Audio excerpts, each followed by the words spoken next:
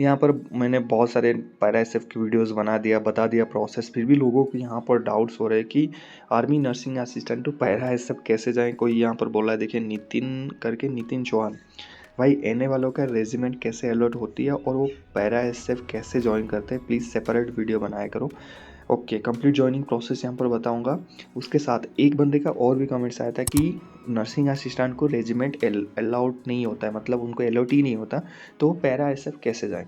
आप बताता हूँ मैं आपको। देखो, जैसे ही आप ऑन ट्रेनिंग हो या फिर कंप्लीशन ऑफ ट्रेनिंग, आप दोनों टाइम पैरा एसएफ के लिए वॉलेंटियर कर सकते हो। पैरा एसएफ के लिए आपकी कोई भी पोस्टिंग नहीं आता, ये मैं बता रहा हूँ नर्सिंग असिस्टेंट वालों के लिए और सिपाही फार्मा वालों के लिए। आपकी कोई पोस्टिंग नहीं आता, आपको वॉलेंटरी एप्लीकेशन डालना ही होगा। आपकी डायरेक्ट पोस्टिंग नहीं किया जाता, क्योंकि पैरा एसएफ एक वॉलेंटरी ऑर्गेनाइजेशन है। यहाँ पे सिर्फ वॉलेंटियर चाहिए, ठीक है, जो खुद बोलता है कि हाँ मैं मैरून बहने पहनूंगा, ये ट्रेनिंग कर सकता हूँ और मैं पैरा एसएफ के साथ जॉब करूँगा। किसी की पोस्टिंग नहीं किया जाता है वहाँ पर डायरेक्टली। दूसरी बात भाई, जो आपकी मिसकंसेप्ट है माइंड में कि नर्सिंग असिस्टेंट की रेजिमेंट अलॉट नहीं होता, भाई किसने बताया आपको नहीं होता? होता है। हर रेजिमेंट में, इंडियन आर्मी की जितने भी रेजिमेंट्स है उसमें कम से कम स्ट्रेंथ के हिसाब से 2-3 नर्सिंग असिस्टेंट रहते ही रहते हैं, ठीक है। तो ये डाउट्स में कभी नहीं रहना कि मेरे को रेजिमेंट अलॉट नहीं होगा, मैं सिर्फ मिलिट्री हॉस्पिटल यानी एमएच में ही, आर्मी मिलिट्री हॉस्पिटल में काम करूँगा। ये आपकी गलतफहमी है। हो सकता है आपकी जो फर्स्ट पोस्टिंग है वो आपको दे दिया जाए मिलिट्री हॉस्पिटल में, उसके बाद आपको रेजिमेंट अलॉट किया जाए। किसी किसी को डायरेक्टली रेजिमेंट में भेज दिया जाता है, ठीक है। तो ये डिपेंड करता है उनकी वैकेंसीज किस हिसाब से है और वो किस हिसाब से देना चाहता है। ये बिल्कुल एएमसी आर्मी मेडिकल कोर के ऊपर डिपेंड है, लेकिन आपको मिलता है भाई। दूसरी बात, चाहे आप ट्रेनिंग में हो वहाँ पर भी आपको मौका मिलता है, पैरा एसएफ की फॉर्म आते हैं, वहाँ से आप डायरेक्ट भर सकते हो, या फिर आफ्टर ट्रेनिंग भी आप भर सकते हो। बेस्ट रहेगा आप ट्रेनिंग कंप्लीट करिए, आपकी बेसिक और एडवांस ट्रेनिंग कंप्लीट करिए। करने के बाद आप जब रेजिमेंट में जाते हैं या फिर मिलिट्री हॉस्पिटल में जाते हैं, कहीं भी आपकी पोस्टिंग होता है, आप वहाँ से आपकी जो मतलब सीनियर होंगे, यानी जो हेड होंगे, इंचार्ज होंगे, सबसे वो सी होंगे या फिर सीओ होंगे, उनको बोलिए एक एप्लीकेशन लिखिए कि मेरा नाम सो एंड सो है, आर्मी नंबर ये है, ये है, ये है, मैं पैरा एसएफ के लिए वॉलेंटियर हूँ और मुझे आगे कोर्स में भेजा जाए। तो वहाँ पर क्या होगा, आपकी थोड़ी सी फिजिकल्स चेक किए जाएंगे कि आप उस लायक है कि नहीं। मतलब आप समझ लीजिए कि बीपीटी टेस्ट होता है। अब इसमें मान लीजिए जो एक्सीलेंट बंदा है वो वहाँ पर 23 मिनट में घुसता है, मान लीजिए, सपोज करिए।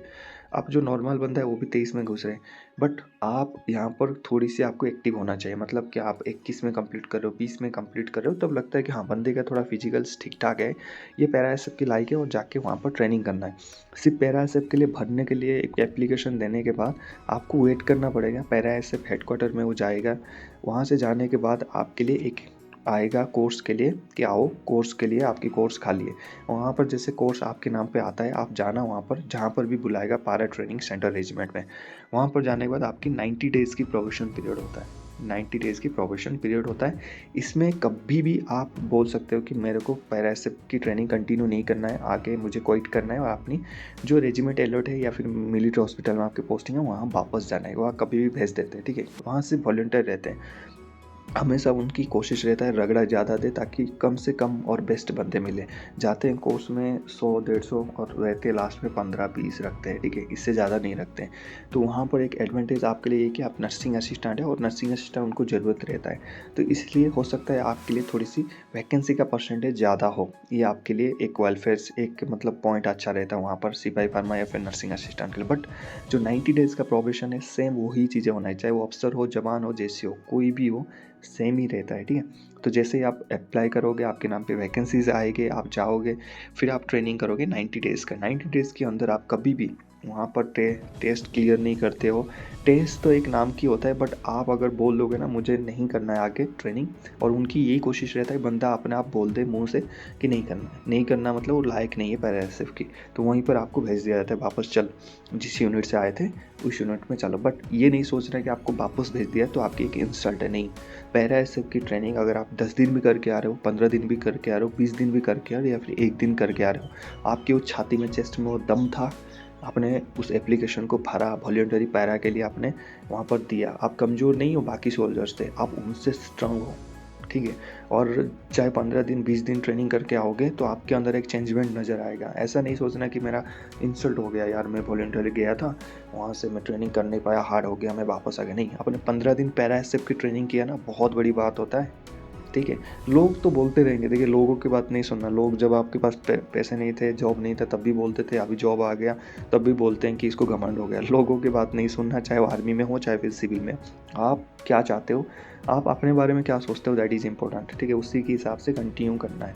तो पैरा एसएफ के लिए अगर जा रहे हो, well and good, all the best, जाइए। वहाँ जाने के बाद एक चीज़ ध्यान रखना, कभी भी आप फॉर्म भर सकते हो। अंडर 5 ईयर्स अगर आपकी सर्विस है, अंडर 5 ईयर्स में आप फॉर्म भर सकते हैं। वहाँ कभी भी जितने भी रगड़ा देते, कभी भी ये नहीं करना कि मैं ट्रेनिंग क्विट करना चाहता हूँ, नहीं। करते रहिए। आज रिलैक्स होगा, कल हार्ड होगा, 2 दिन हार्ड होगा, 1 परसों रिलैक्स हो जाएगा। ठीक है, कुछ नहीं होता है, एक बार शुरू हो जाता है वो ख़त्म हो जाता है। ठीक है, टाइम में निकल जाता है। बस यही सोच के आगे चलते रहना। और जब आप जॉब करोगे, मैरून बेरे पहनोगे, पीओपी में जाओगे, वो जो फीलिंग्स होता है ना, ये जो दर्द होता है, पीछे वाले दर्द, वो सब मिट जाते हैं। ठीक है, मेरी तरफ से ऑल द बेस्ट। अगर इसके अलावा भी आपके कोई भी डाउट्स है भाई, वहाँ पर कोई हाइट नहीं चाहिए, कोई भी ट्रेड्स आप अप्लाई कर सकते हो, कुछ नहीं चाहिए, आपको सिर्फ एक एप्लीकेशन देना है और वो एप्लीकेशन के बाद 90 डेज़ की ट्रेनिंग पूरा करना है बस। और पैरा एसएफ में तब तक आप सॉल्व कर सकते हो जब तक आप नॉन पैरा नहीं बनते। नॉन पैरा मतलब आपको कोई चोट नहीं लगता या फिर आप जंप करने में प्रॉब्लम आ रहा है, आपको कोई मेडिकल दिक्कतें आ रहा है, तब आपको नॉन पैरा यानी आपकी जो रेजिमेंट जो पहले अलर्ट हुआ था उसमें भेज देंगे, वो पैरा में नहीं रखेंगे। पैरा में ओनली फिट सोल्जर ही रहते हैं, ये ध्यान रखना। बाकी इसके अलावा कोई भी डाउट्स है आप नीचे कमेंट करना। मिलते हैं नेक्स्ट टॉपिक में। जय हिंद।